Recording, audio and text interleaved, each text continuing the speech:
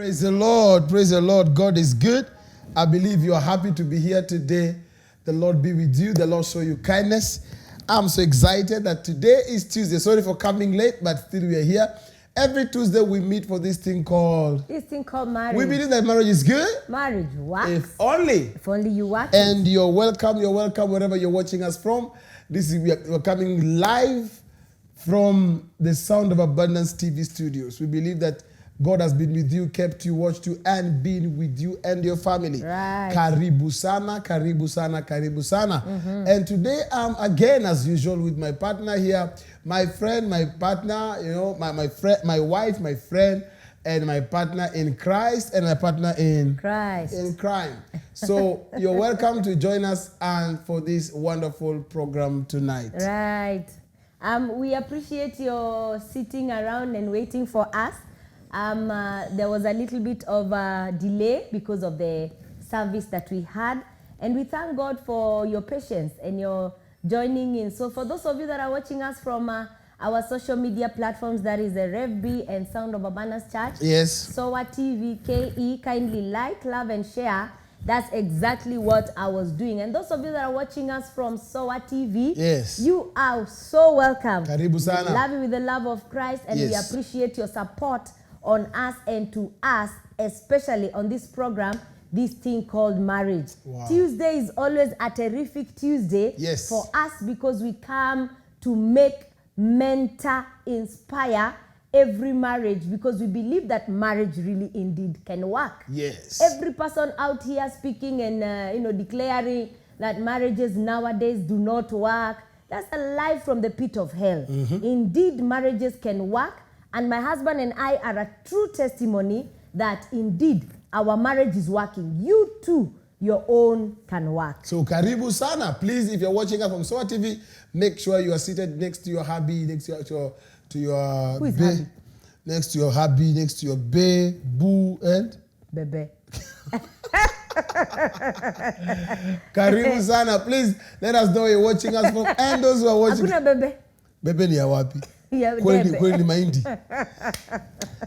Kweli mahindi. But you're welcome, karibu sana. And today we want to tell everyone that is watching that please, the topic is very interesting, very sweet. We hope that in these programs you're learning a lot, and you're learning a lot, and you're learning a lot. Mm-hmm. And we are here to make sure we help you make your marriage become sweeter every day.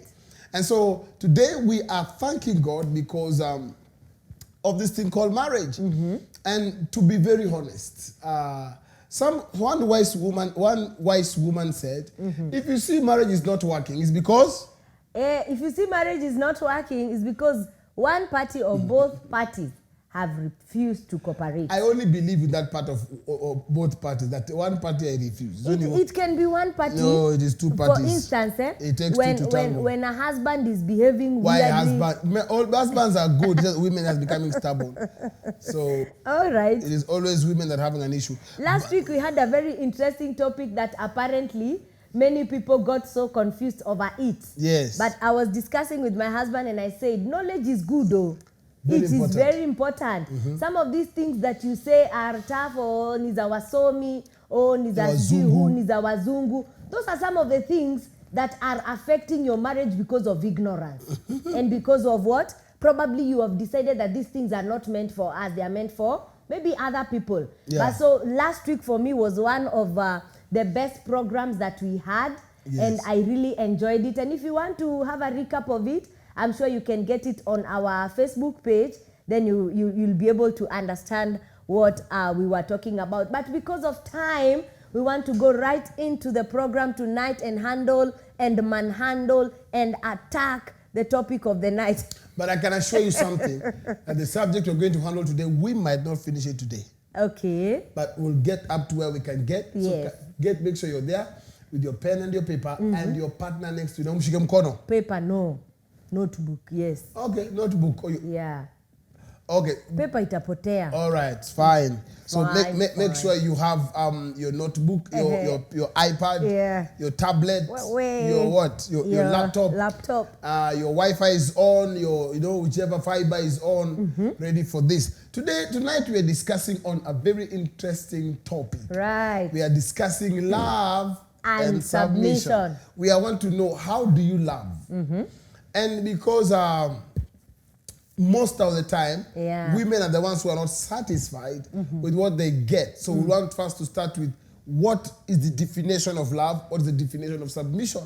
What do women understand when we talk about love? What do men understand when it comes to the issue of submission? What exactly are women saying? Love, you know, because some of these men, we believe that when your wife is angry and you come with a flower, you have said sorry, you know. And women like so many things, but today we're going to dig into it. Number one, probably let's say women want love.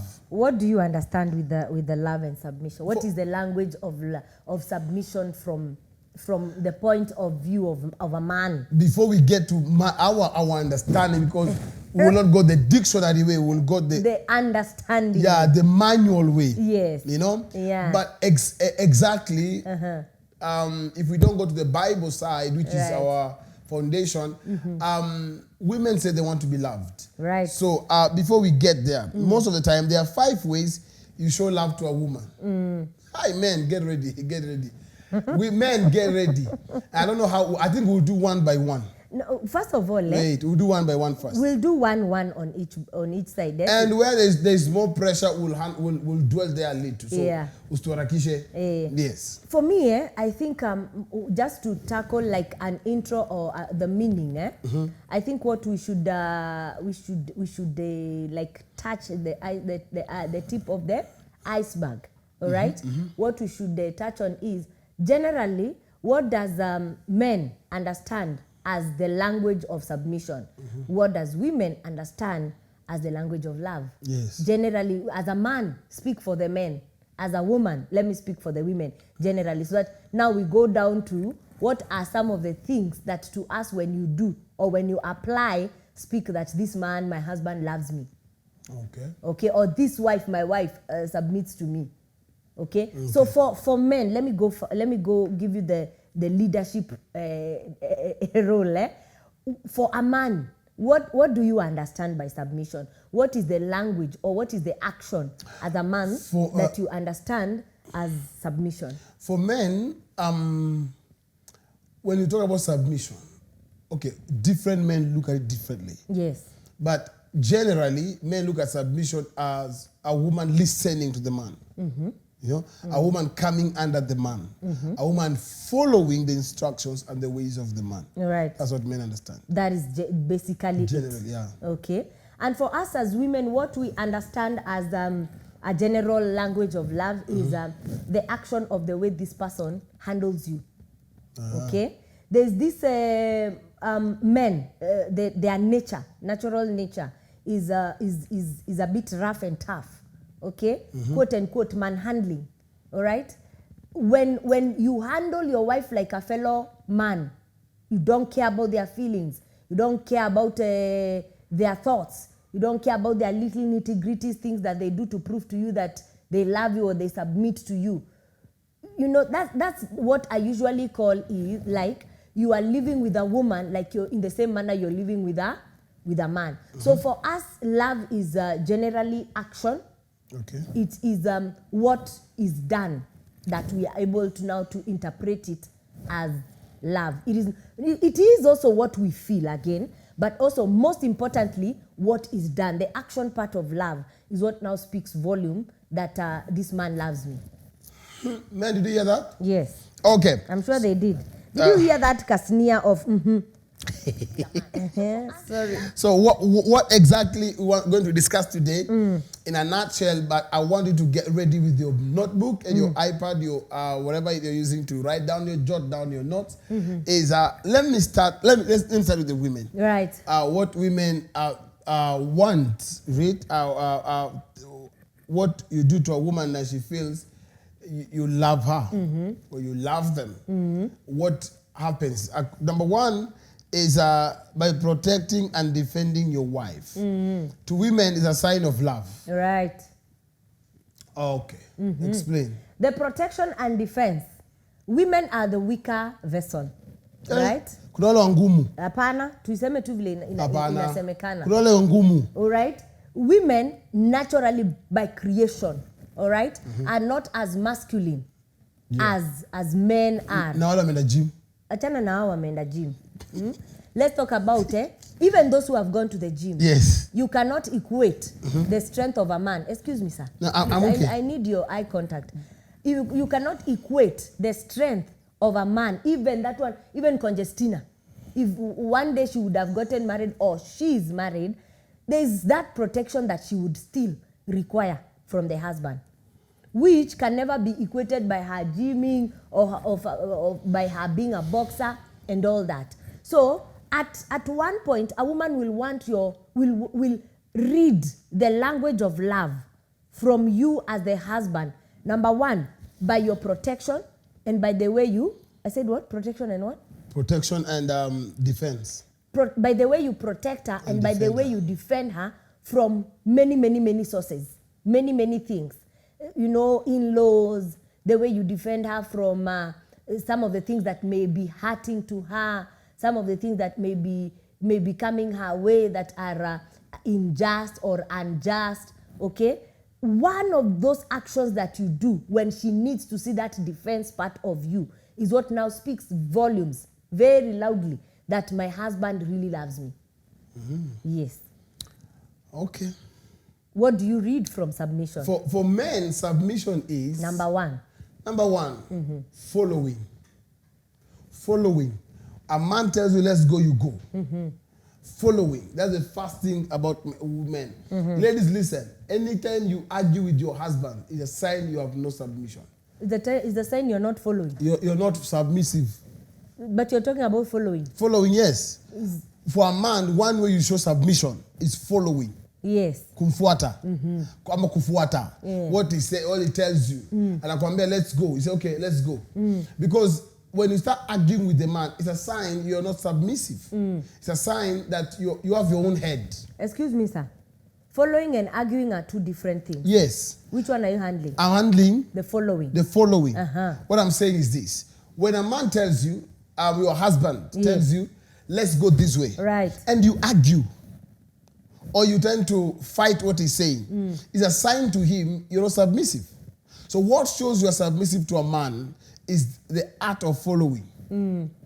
Art of following. We are traveling this week. Okay, my husband, where are we going? You see, accept first, ask questions later. We are traveling, where? Where? The moment of said where, the man now gets agitated. The first thing is, okay, we are traveling. Where is number two? The moment you say, okay, it means you have agreed to what he's saying. Okay. The art of following. For any man, a woman who cannot follow one, instruction, two, direction, is a very stubborn woman. Okay. To the man, you are not submissive enough. Yes. All right. To the man, for us men, we need a woman who can follow. I gave you 3,000 and this 3,000 was for this and this and this. Yeah. Don't divert it. Or don't become clever and rearrange the plan. You say, he gave you food, 3,000 for food. Then you tell him, I decided 1,000 I sent to my mom because she called me, and 2,000 I did this. So that's not following. Don't you agree that when it comes to following, for me, I tend to just have a feeling that when it comes to following, there needs to be room for, because you're dealing with an adult, there needs to be room like for question, you know, like where are we going? Why are we going to the village all of a sudden? Okay, why are we doing this project and not this one? And by asking questions, can that be misinterpreted for being a tough head? Yes. So you shouldn't ask any questions. No, my husband, really. Not that are you dealing with a child? You should not ask questions. The thing here is, number one, you accepted first. There are people tell them, we are traveling. I know, you didn't tell me. You have rebelled to the thing, you don't even know why. That is wrong. I gave you 2,000. This is for this, or keep for me this money. I bought this. Yeah. Do you know that there are men who get even irritated with the questions? That Yes. one has a demon. The first thing. Because you don't expect for you to come and just give the directions of following, which is okay to follow, which is easy, and which is the right way to follow. And then that person that you're leading is like you're equating them to your 5-year-old who didn't ask anything. You see what? The thing is this. At what point do you ask and what are you asking? I'm asking. The first thing is this. When it comes to submission to a man, the first thing, and this is what women should understand, what a man needs or what a man fears is not the question. The man fears a reciprocation. Why should he fear? A negative reciprocation. Men don't want to be like a fight back. You know what I mean? Like for example, anakuambia, let's do this. Then you have another way. Matter of fact, he can tell you, I want us to go home next week. Say, no. Let's go next month. What are you doing? Already to the man, you're telling him, your leadership, I can come in. Men are species to be followed. They're the alphas. They lead. The moment that's true, they're leaders. Yeah. So when you bring your thought and you bring like you want to argue with what he's saying, you're destabilizing his authority. You're badging into his leadership. So what will do? The man will either protect his throne or he will let you rule. He will let you rule. So men don't want to be like you're fighting them back. No. Yeah. The one thing that for a man shows that you're submissive is to follow direction and leadership. Follow. Okay. Yes. We get that as much as it can be a bit of a challenge, being that following is, it can be challenging. Tuseme tu hivyo. Kwa sababu here you're dealing with a mature person. One. So it is right. It is a challenge that women should take up and take it up very positively. Let me just say that way. Yes. It is the right thing. It should be done. Because now this is your leader. This is your priest. This is your head. You see also, there is a way you can ask why. Are you getting me? For example, we are traveling home next week. Is there any challenge at home? Yeah. Are you getting it? There's a way you ask that question you want to ask. The moment you ask like that, you have put that man off. All right. So there's a better way of asking it. The first thing the man is to hear the nod. That okay gives the man an upper hand. Yes. Okay. So it's very important when you can follow what the man tells you. For him, it's a sign that you're submissive. Right. Number 2 for women, by providing for your wife and family adequately in your capacity.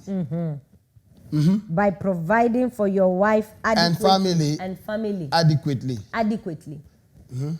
Let's just say the truth, as times are going. Yes. All right. Economy is becoming very tight. Yes. On several people. Okay. And the adequate provision now is becoming also a challenge. Okay. But one of the ways a woman understands the language of love from the husband, we're talking about wife and husband here, yes, is by the provision. Okay? How much do you earn? Do you take care of us adequately?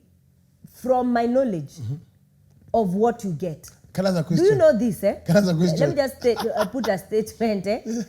Do you know this? Yeah. There are women who live with their husbands, have lived with their husbands for over 20-something, almost going 30 years, and they do not know what that man earns. Is it a must they know? It is a must because, listen. You're eating.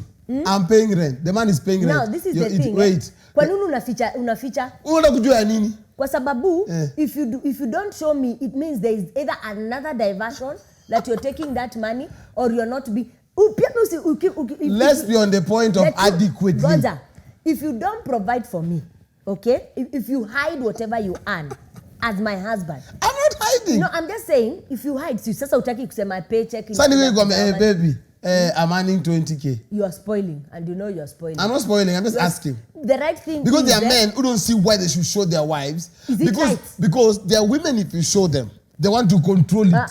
No, that is now the point whereby sasa pia nyinyi mnasema part of submission ni put your paycheck whatever you have gotten at the end of we have not gotten there. No, if you cannot, for the last 20 years you've been married together, you don't trust me with what you earn, then mimi ndio nafaa kuwekelea yangu kwa meza ya nini? Nyinyi ndio mnaharibu. Is there competition there? It is not competition. The leader, how are you leading, is the same way we will follow. But you've just said By adequate provision. Adequate provision, yes. So, showing your I hadn't finished. Ukanikata. Wait, showing ukanikata. Sawa. Ngoja nimalize. Wait a minute. Showing paycheck is part of adequate provision. That's why I need to explain to you that you get what I'm saying. All right. Now, adequate provision is I know what my husband gets. Even if it is 10,000.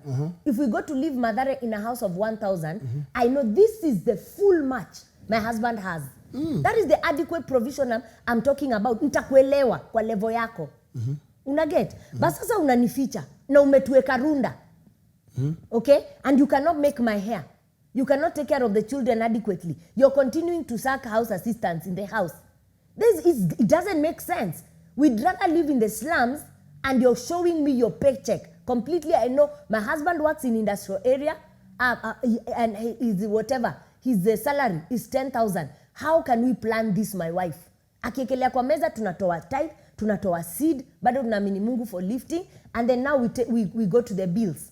That is what I mean. Okay. But for that man who is hiding. Let me ask a question. That man who is hiding the money.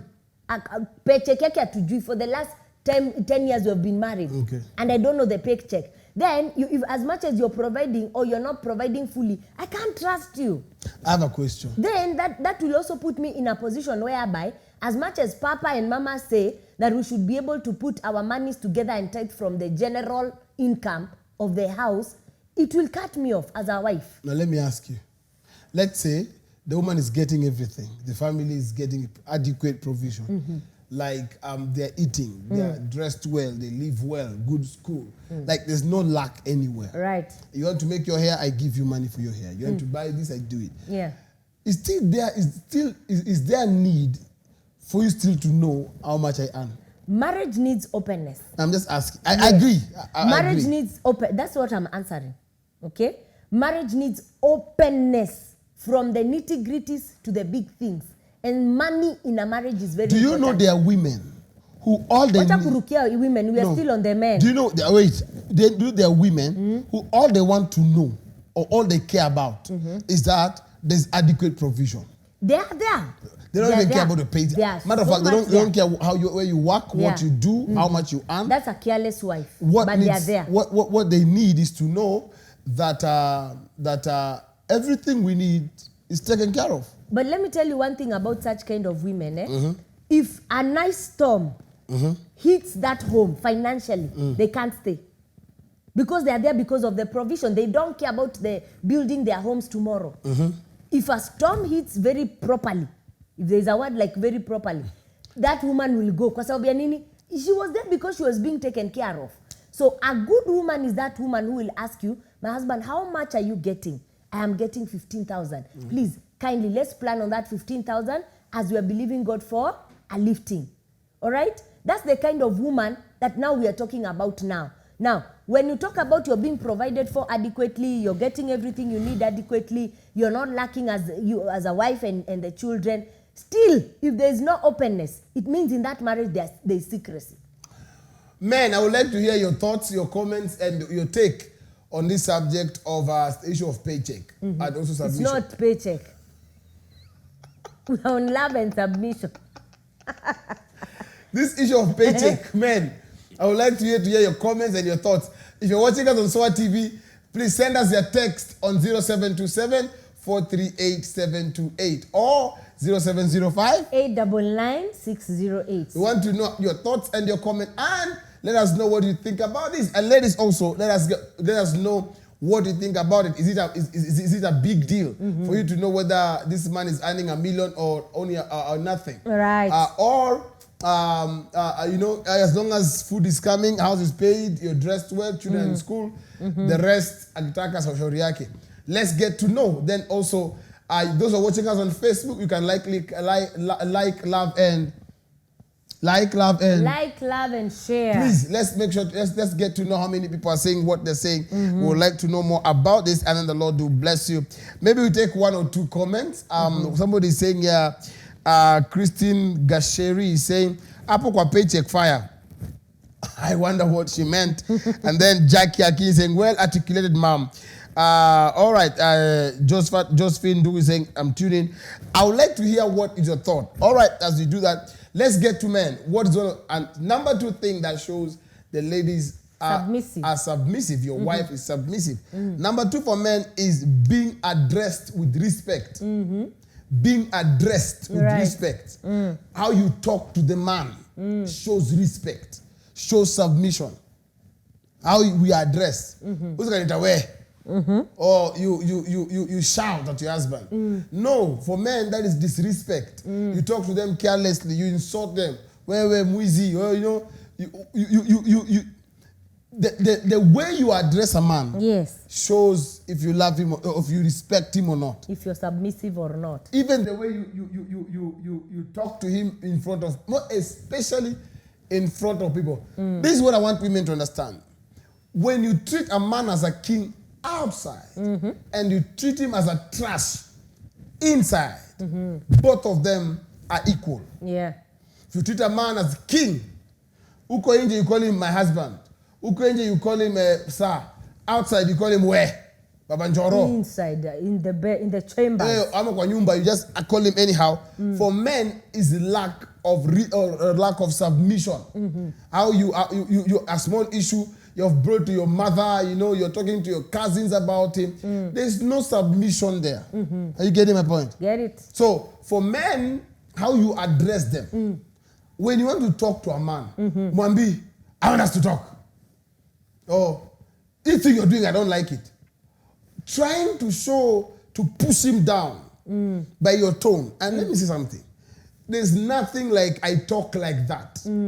For a man, ladies, you understand, there's nothing like Mimi Wahivyo. For a man, you must learn, you must come to the level of submitting to him. And another thing that you submit to your husband is your tone. Your tone must be submissive.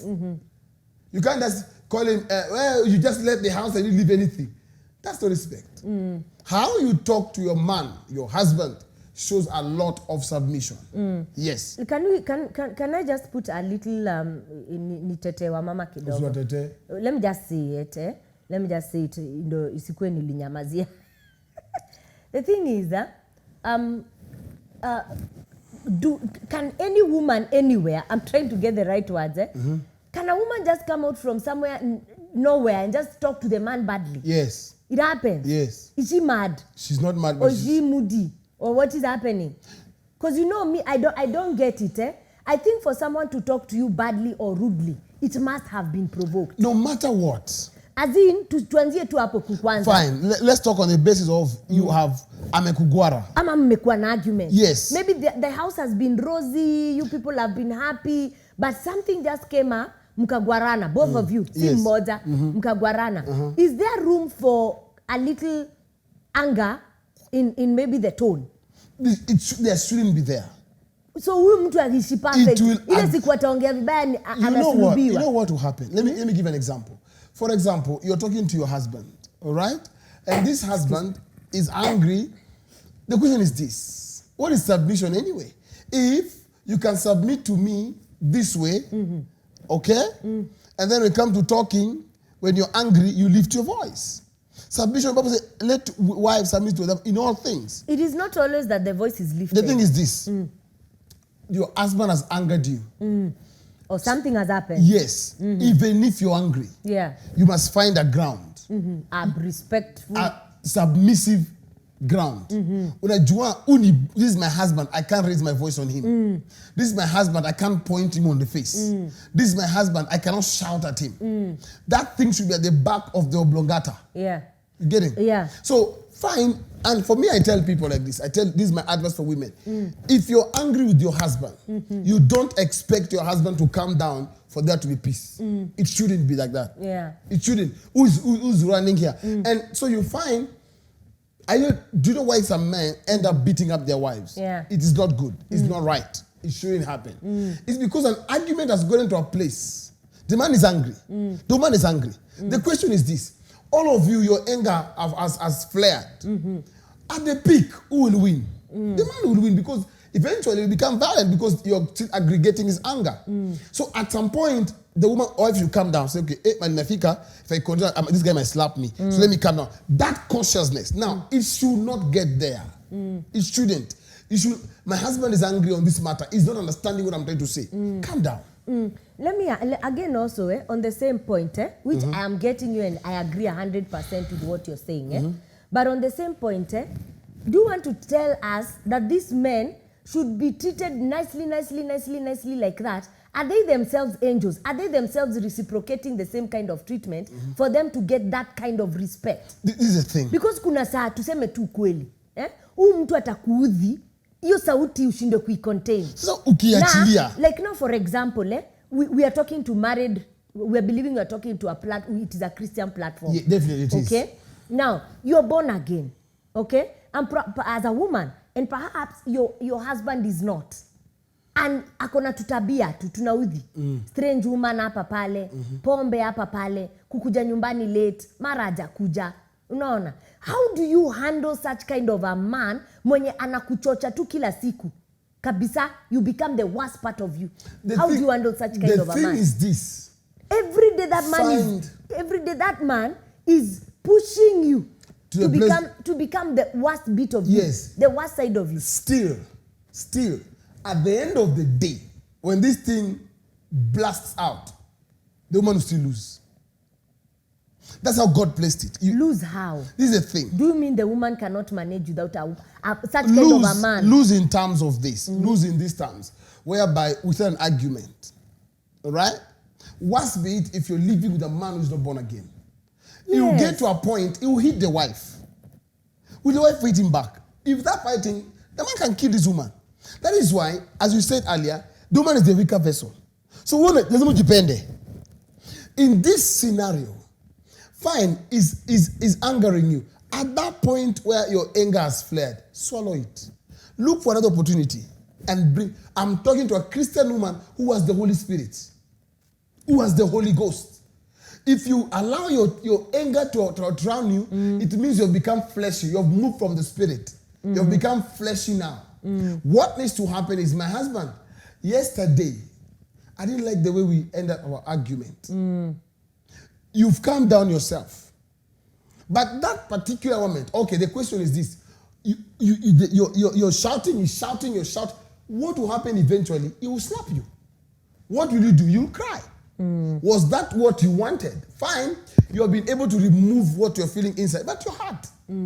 The question is this. That's why God placed it that way. And we cannot go against when you try to go against the ordinance of God, that's when now things go out of proportion.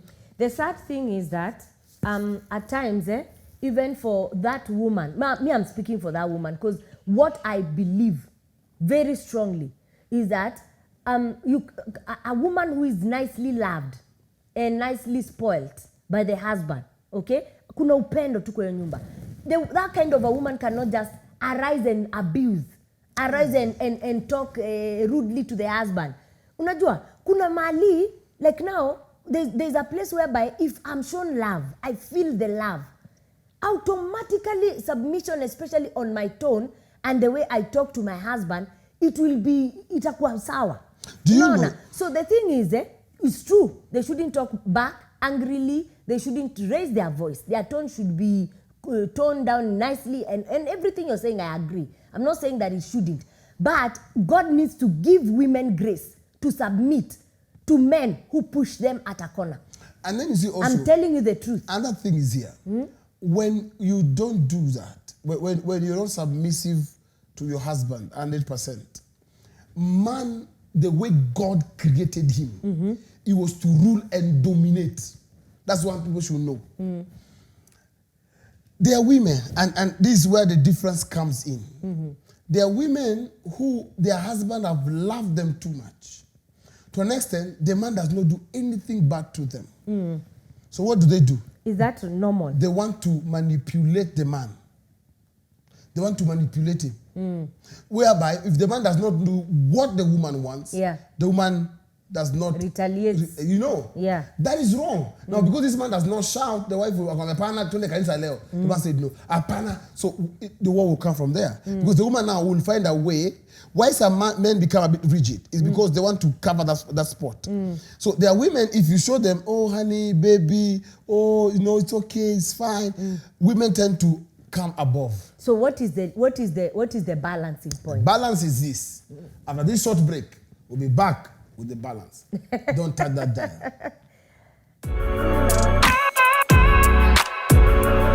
This thing called marriage. Praise the Lord. Praise the Lord. Karibu sana. Welcome back. We thank God for you. Today is Tuesday. We call it the Terrific Tuesday. And we believe that this day, every Tuesday, we come to you with a very great topic on the subject of marriage. Yes. We always believe that marriage is good. Marriage works. If only you want and today we are here to help you work the marriage. Good. And so those who are watching us on Facebook, all our sons and daughters on Facebook, kindly like, love, and share. And also host a watch party. Good. If there is something like that, right? Is there a watch party? And then also what you do is that those who are watching us on Soa TV, let us know where you're watching us from. Yeah. And the Lord will bless you. Kindly don't flash. Yes. Na kama huna pesa ya simu, tuma SMS. It is irritating. Yeah, you don't have to call. Call back. And you call James Macau, can you stop flashing? Stop it. Yes, it's bad manners. If you have no credit, leave it.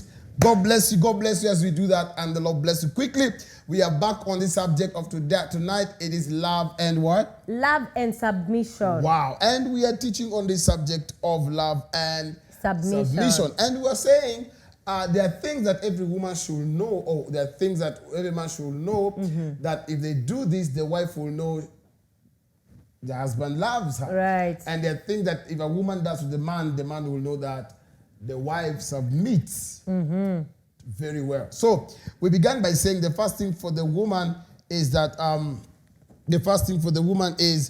for men, for the woman, how do they get to know that the man loves them is by protecting them and defending them. Yeah, being defensive and protective on your wife. Very correct. That is one of the ways that a wife realizes and feels my husband loves me. Number two is by providing for your wife and what? And your family adequately according to your capacity. And for men, we say number one is by following well. When a man feels is the woman submits to him very well. Yeah. When the woman are submitted to the man, when the woman is following well. So anytime a woman is following, the man is excited, and the man knows that this woman submits to me. Number two, a way a man knows that the woman is submitted is when the woman addresses the man respectfully. Right. How the woman addresses the man matters a lot to the man. Very, very important. So we are on this number three, and because of time, we want to go a bit faster. For number three, for the woman is by lending and listening ear to what? To your wife when she needs you. Lending a word. Lending a listening ear. Atakusikizwa. Most men have a problem with listening to their wives. Men are very impatient. That's the thing. Thank you for saying it as it should come out. You have said it perfectly. I know. Wow. Most men have a challenge of listening to their wives. One, wako na ile mentality. They have a bad mentality that when their wives are talking, either wanataka kupigiwa kelele, kusomewa, kupashwa. You know, that bad mentality already, when the woman just says, I want us to talk. Ashajipanga. Nini? Usura, hata kama alikuwa na smile anacheza na watoto, sura inabadilikanga saa hiyo. Nini fanyika? Na remote inachukuliwa, anachukua simu. You know, there is no communication without eye contact. Nini? There is no communication. Just imagine, Yes. You're teaching someone or you're talking to people who are looking down. As a pastor, many a times I hear you tell them, look up, isn't it? Because maybe all of them are looking down and you're talking to them. You're not sure if they are concentrating. Because mtu akikuangalia hivi ndio unajua at least anakupatia attention. All right? Now, men are poor listeners. And they want to be listened to. How can you want something that you yourself cannot give? You cannot give. You cannot. You laugh at me there. I'm very serious. It's true. Men can give. Men are poor listeners. And let me just tell you the truth. Let me say something here. Some of these things that they do are the things that we reciprocate. Mama nani? Unamwongelesha akikunja nguo. Because sasa wewe tabia mbaya. Even though umemfunza. You know you're the leader. No. Let me tell you the truth. One of the things that men should accept too is that they are leaders. Correct. And the direction, whether good or bad, they show in their home, mother and children follow. So kama mimi unisikizangi saa ile nataka kukuambia maneno, maybe niko na vitu kwa roho yangu zinanisumbua. My life is not progressing. Biashara is not doing well. We have been stagnant on one place for a long time. I want us to talk because you're my husband. You're the first person I should talk to. Okay? At that particular time, you're talking to someone who kwanza asha anuna. They asha kublock. Number 2, sayo ndi anatafuta which news is going on. Baka aneka KTN news. Me, I think there's a reason to that. There's a reason. Skia. Let me just ask me which one first. Goja. Let me just. Because you see I what? know the reason. Which one? The reason is amezoea kupashwa, so asha lock. No, is that not the reason? The reason is this. Most men, if you see them look aside, they have gone through that road before. So anajuaga wewe ni kiambo hivi, kuna mambo nimefanya ama kuna ameona ama wewe unajishuku. Kumaanisha you know you are not straight. Me, what I think, if a woman wants to talk to the husband, not really kumpasha. That's what I'm saying. This is what needs to happen. My husband, I'm feeling so low. The thing is this. If there's something maybe bothering you, this person, don't tell him let's talk. Men are always on guard. The thing is this. So how do you say it? Nasema umemkuta akienda kazi, unamwambush tu na maneno ndio umpate off guard. This is the thing. There's a way to start this thing. Yes, just tell him, my husband, I'm feeling so low. My husband. This is my husband. See, I'm feeling so low. Already, you have told him what he didn't expect when he had no guard. So what is it? What is the problem? You will go to the solution. You will go to the issue. Honey, and us to talk. But that is already you have confused. That 3 minutes is looking. His mind goes to my day, my wallet, my phone, my. Kwa sababu anajishuku. True. Seems straight. True. Ni ukweli. But you see now, for you to avoid that and not have that. Ye mwenye a change njia zake. Ndio. Sile anaapproachiwa ana kitu ya kugard. Let me say something. On guard. What are you guarding? Let me say something here. Is your wife your enemy? There are women who are just too much. Let's be very honest here. There are women who are too much. They are very snoopy. They are very touchy. They are very petty. So what men, and then they are too, for lack of a better word, noisy. Wanatanga vita ama kitu taanza vita. Ni wote? Most of them. So what will happen is this. The truth is this. If you see a man putting guard, he can't put a guard on something which is not there. 2. If you let's be honest first. Number 1. Let's talk. There's a way. You've been living together. You know how this thing flows. It's like when I come and tell you, honey, there's a way I will call you. You have to arrange yourself. This is right? It, my husband. Yes. So the thing is this. There are women out here who, one, they don't know how to bring up. It's true. It's not a must that anytime you talk to your husband, you want to accuse him or you want to confront him. But you see also. You want just to talk. But also, if you have been accusing him and confronting him, it's something he's used to. You see, he's used to. So what will he do? He will put guard because he's used to this pattern. Now, let's just be frank here. Even you as a man, okay, you can be used to confronting and attacking your wife. Kama akona kitu ya kuatakiwa na kukonfrontiwa. Yes. Tuseme for example, God forbid, you're a man who has a wife who is a drunkard. Her work is leaving the children with the house assistant and going on party sprees. Okay? When you approach that your wife, amezoea huyu tu anataka kunizima, kunipigia kelele, jana nilikuja late, nini. Isn't it? Why? Because of her bad behavior. Is it not true? Now, the reason as to why that man will have that guard, number 1, anajua njia zake si straight. So, ako already na guard number 1. Sasa ni nini tena nimefanya? Nilishikwa wapi? Ni nini nimekutwa? So, the first thing to correct, so that kusikue kuko na issues always zenye zinaadresiwa, zenye ni mbaya. Unaona? It should be, can this man change his ways? Ndio, when the wife says, excuse me, it's the right way to approach a man for a conversation, especially your husband. It is the right way. Hakuna njia ingine. Unaona? The right way is, my husband, I know you're about to go to work, but can we talk? Let me just have 10 minutes of your time. Sa hiyo maybe kuna kitu imekukalia kwa roho. Unaona? You want just to pour, anakupatie cancel. akienda. Unaona? That's the right way. Can we talk, please? Give me just 10 minutes, 15 minutes. And then akai chini see the way you're looking at me. That is what we need from as women. I know you're listening to me. I know you're taking in what I'm telling you. Without you feeling any guilt.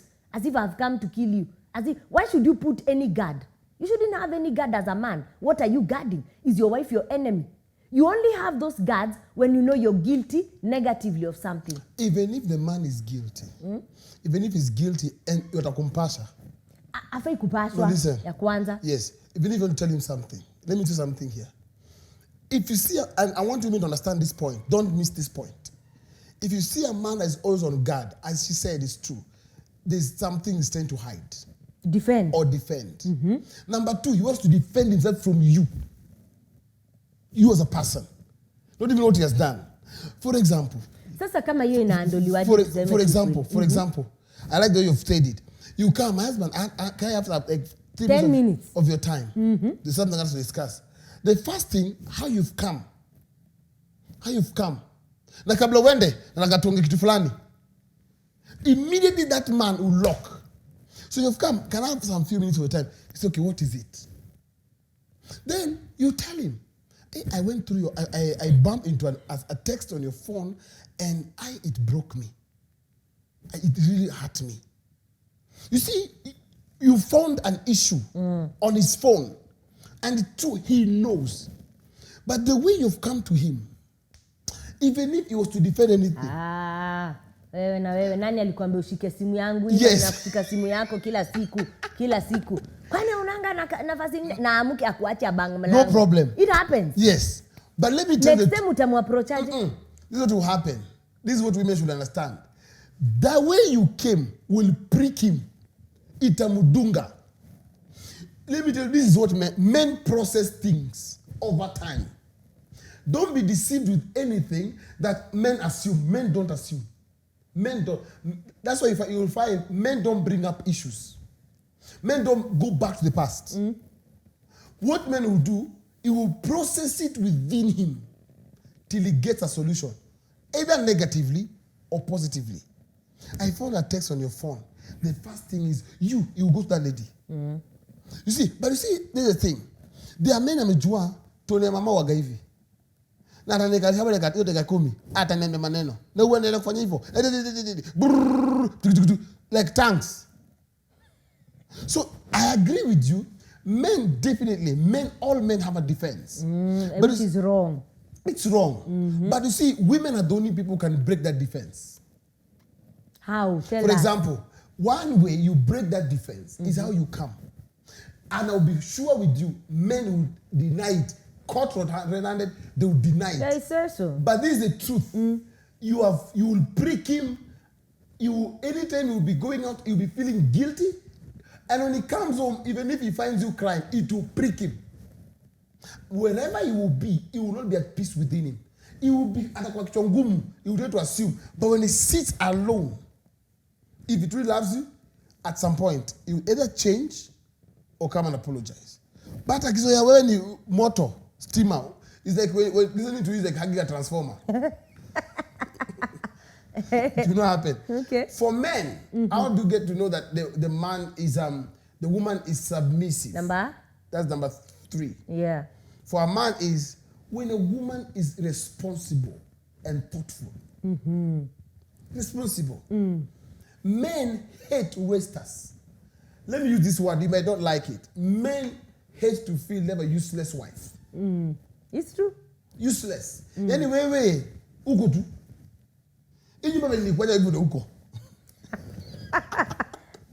Anyway, tukika hivi tuongee, una kakitu kusema. You are mumushia upstairs. Men like thinkers because men, one of the things they don't have, or rather, men are processors. So what they like is somebody who challenges their thoughts. Yes. A smart woman. Hey, I want to buy land. What do you think? Most men, leave alone these other funny men, will ask my wife, what do you think? Now, this is what men look for. Women get this right. Men is not looking for your decision. is looking for your suggestion and opinion. Sasa nilikwambia unyoosha yangu ulikataa. No, that's not the thing was looking for. Men like women who can think. Mara mingi wanaambiwa wanunue. Wanaambiwa ulikataa kununua, kwenda usiniambie. What men are looking for? Not a woman anakuambia, "Ai mimi sijui." Awe jipange. Ukitaka wewe mimi sijui bali tutapeleka tena. Ama unaongelesha Slay Queen ako kwa chingam. Wewe ukitaka wewe unataka kubai wapi? Na chewing-gum is as if she wants to bite you, her own self. A man with brain, a man that is visionary and focused, if the wife is smart, he will let the wife run the show. Because men, do the but I could do hapo. Honey, how are you? Fine. How was your day? Anything new today? No, just you are sleeping. And that issue we discussed concerning business. Sijafikiria bado. Men like women who, and then also, I'll come to that. Men also like women that use their thoughts, use their mind, use their brain. You know, woman akili. This woman is, and then they bring you to the table. My husband, I think if you do this, tumeomoka. So men like women who are thoughtful, and women responsible. Who are responsible. If your husband gives you 1,000 shillings, really, let him come back and see something has happened. Si nguo mpya, umeongeza hizi toka nini? Eyelashes, sijui you have nails like of a grave digger. Turefu hivi. What? I give you how much? 100K. Okay. Account for it. 3K. I don't know. Mi ilisha tu. And then kana kasirika kakiulizwa hesabu. So what needs to happen for women is that is what you find. Men like a woman we can watch football with. We're supporting yoyote. Alafu argue about, well, think about your team. You will find yourself in their clique. In his clique. Yes. That one, women were still jogging and praying for grace to watch some But of let's agree. things. There are women who can be mumu. Yes. They don't know what their husband's life entails. They don't know what their husbands like. They don't know how they like it. That is mumushous. Very. That is extremely being mumurik. It is extremely being, a woman who is not a thinker, an irresponsible woman, which most women, naturally, even overthink. Most women. No, I'm just saying most women. Overthink. Squeeze, alafu, honey, let me just ask today on that point of responsibility and irresponsibility. Yes. What is it with current men nowadays and going for irresponsible girls?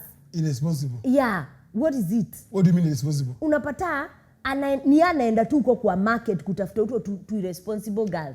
A girl who cannot put anything fast moving in his life. Sometimes the challenge is too much at home. Hapana, not strange woman. Unapata ameoa kasichana kama ako. Kale kafikiri.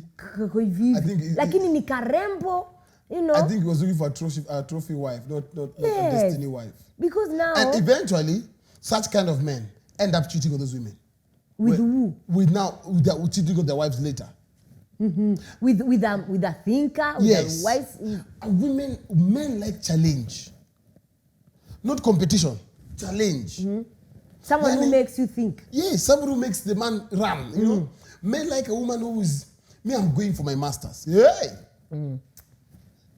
The man says, okay, I'm going for PhD. They love challenge. They like when we're talking about things concerning politics. The wife can say something. The people say, Sonko was the governor of Machakos.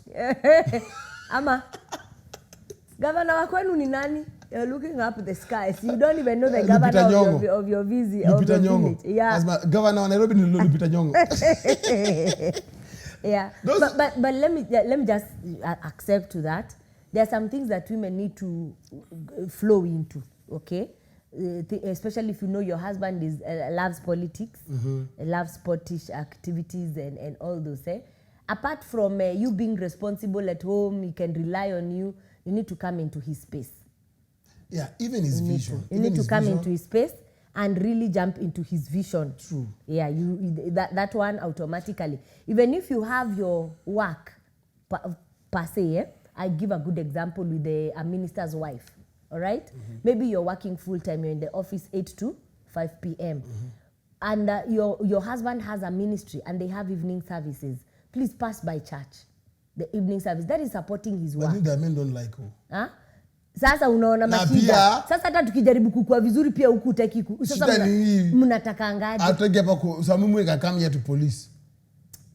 Tuache hiyo. Sasa wewe unaharibu. Mimi nataka kujenga on supporting the vision. Wewe una spoil. The truth, there are men who don't want their wives in their work. Na sasa mbona unasema it's important. Kuna wamama. It's true. Men like those kind of men. But also, there are men who don't like. Men, is it true? There are men who don't like, but those one have some agendas, some hidden agendas. That is it. We are talking about the positive side here. All right. That the positive side is, at least support your husband. Mwambie hii na hii naweza. Na wewe utamsupportaje akiwa ako nini, she's a working class, and then maybe she has a business somewhere. How will you support? I'll come to do the stock taking, the business, and also, this is the thing. This is what I'll tell men. If your wife has a business, pass by. Know how things are running. Possibly help her where you can. Don't manage. Sikuja hapo kuleta kichwa. Sikuja hapo kuonyesha wewe ujuku unafanya. No, just come and see 2-3 loopholes. Talk to her privately, or come there. Let people know this woman has a backup. Your wife always needs a backup. The backup is perfect. Very important. Our time is up, and I think we can continue this topic next week. But before we close this topic, I think we went a bit ahead of our time, or we things caught up with us. But we'll be coming with the second part of this subject, and we would like everybody to be on board. But before we come to the close of this program, we were on number 4, right? 4, yes. Number 4. So the remaining 3 we'll handle when we come the next set in this thing called marriage. But before we end this program, we would like to know. This is what today we'll take a different angle a bit. This is the thing. For marriage to be sweet on this issue of love and submission, in a nutshell, in a holistic, wholesale way, what would you say? Is it workable, or what would you say? It is tough, but it is workable. Yeah, it is not easy to submit. It is not. Especially to some men, it is not. Okay. But it is workable. There is a way God can help you. Matter of fact, the marriages that are going to stand in this end time are the marriages that have the help of God. Wow. I agree. And let me ask, with those men who are tough, tough-headed, men who are stubborn, men who just something else. Probably they're cheating. Probably not really cheating. They're just tough. They don't listen. They don't care. They're hard-hearted. How would you tell the woman? How do you think the woman should handle that kind of person? For me, how the woman should be able to handle that person, it is, again, I repeat, it is not easy to live with such kind of a man and submit. Okay? For me, so that you don't get aggravated, okay? So that you don't continue being the worst part of yourself. Huyu mwanaume anakufungua tu ile pande mbaya. The thing is, give him space. Completely. What do you mean space? You need to cook. Okay. You've gone to work. If I see in the evening, God bless you. Give him his, wacha ajipike huko. Let him have, yes. Because now you've tried having a sitting with him, he's not changing. Probably you've gone to the pastor, he's not changing. Probably you've called your parents, he's not changing. You've tried all the things. This, I'm talking to someone who sasa amefika kwa kona. Wacha kukufa na stress. Wacha kupiga kelele.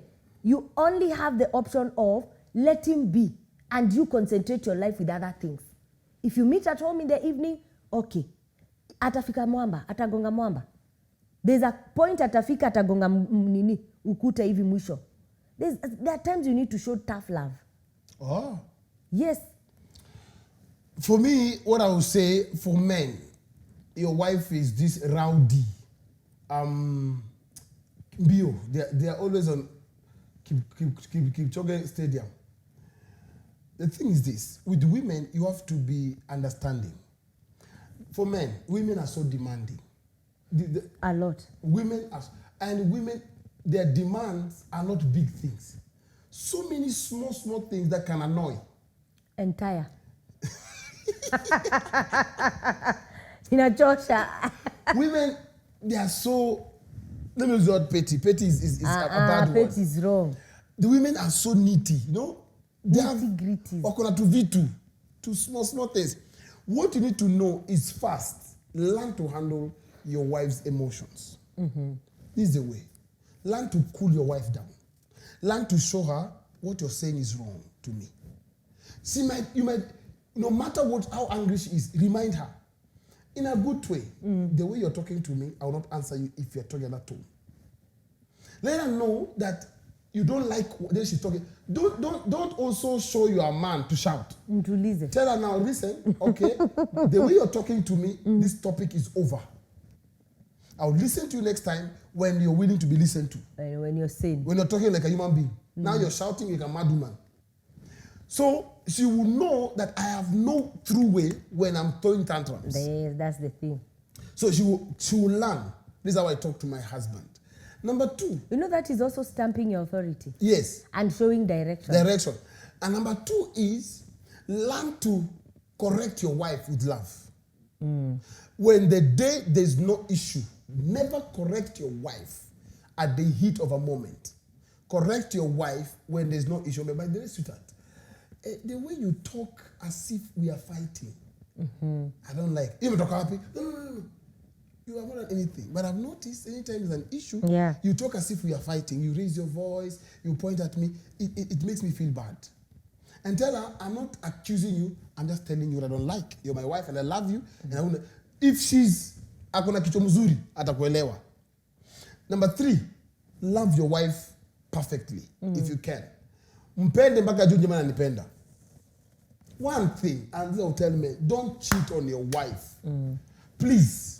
Hata kama uko tempted, mwambie tu nyewe na niombe kuna karoka na misukuma hivi. Kuna kamsukumo. And once you confess it to your wife, that demon dies. Yeah. I don't know how that applies. Because the devil wants sin brews on the platform of what? Concealing. Of conceal or secret. So tell them, hey, of late, let me notice I'm looking at women funnily. Yeah. I've not done anything. Hey, we need to pray over this matter. Imagine atakushika mkono. You know, but now mama pia usikwe chuma ya reli. Sasa hapo anaye pia akiambiwa ataanza. Unaangalia sana. Siku hizi unaangalia. Nimekuona wewe nimekuona. Show your wife love. Make sure nobody comes between you and your wife. Right. Then the next thing you do is love your children. When you love your children, the wife will see love. Yeah. Love your children. Show them love. One of the things that I tell men, hapa hivi chini ya carpet, if as a husband, if you're not loving your wife properly and also not loving your children and taking care of them, one of the easiest way that woman can go like a flash like this is just get another man who is showing love to the children, not even her. Ataenda. A woman will be melted by a man who shows pure, clean, perfect love to the children. There's something I do in my house. We do in our marriage, but I do it as a man. I treat my children. Mark my word, my children. Our children. Mark my word, my children. I buy gifts for my children. So when I'm buying something, this is what I do. Say, these are my children. The next question I was that is to show you she has to feel jealous of how I love my children. So you need to show love. That does not mean you are trying to put her aside. It just means these children are a priority to me. That's the thing. These children are important. These children are the core.